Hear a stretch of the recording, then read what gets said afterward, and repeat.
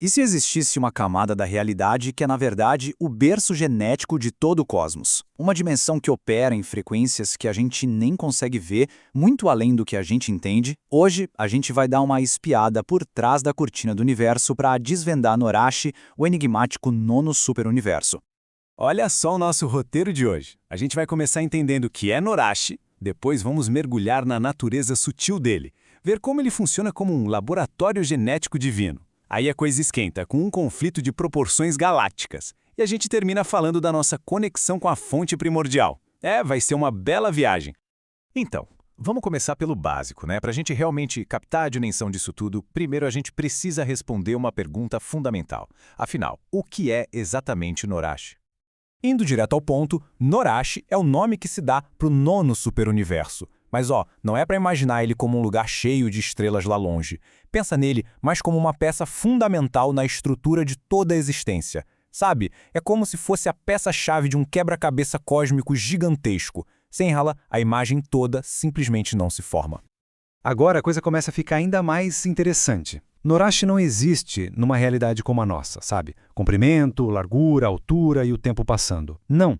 É algo muito mais sutil, etéreo e, sinceramente, de explodir a cabeça. E aqui tem um ponto que é crucial. Norashi não é o único. Ele faz parte de um grupo bem seleto de 5 superuniversos que são chamados de voláteis. 5. Guarda bem esse número. Mas o que isso quer dizer na prática? O fascinante aqui é entender o que significa essa tal de volatilidade. Bom, Norashi opera em frequências invisíveis. É como tentar sintonizar uma estação de rádio cósmica sem ter o aparelho certo. A música tá lá tocando, mas a gente simplesmente não consegue ouvir. E mais, ele existe em uma estrutura sutil acima da 25ª dimensão. Isso mesmo, 25D. Um conceito que simplesmente quebra a nossa percepção da realidade. Isso tudo leva a gente para uma pergunta ainda maior.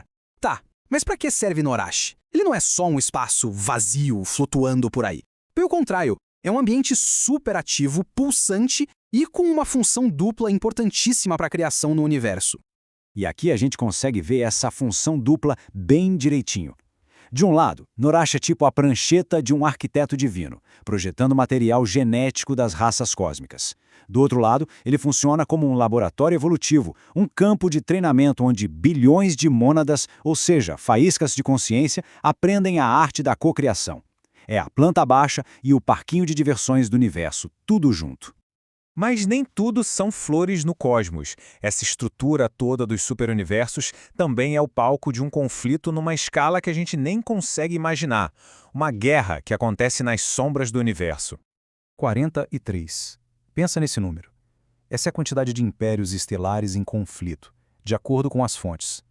A gente não está falando de uma briguinha de vizinhos, mas de uma disputa que reverbera pela própria estrutura do cosmos. A escala aqui é monumental. E esses impérios têm até nome, ou melhor, um apelido bem sinistro. São conhecidos como os falsos deuses de Aniotake, ou senhores do universo. Essa citação dá uma cara, uma identidade para essa força que age nas sombras, buscando poder e controle. E só para reforçar o tamanho do problema, o conflito não está isolado num cantinho do universo, não. Ele se espalha desde o primeiro até o nono superuniverso, ou seja, até o próprio Noroshi.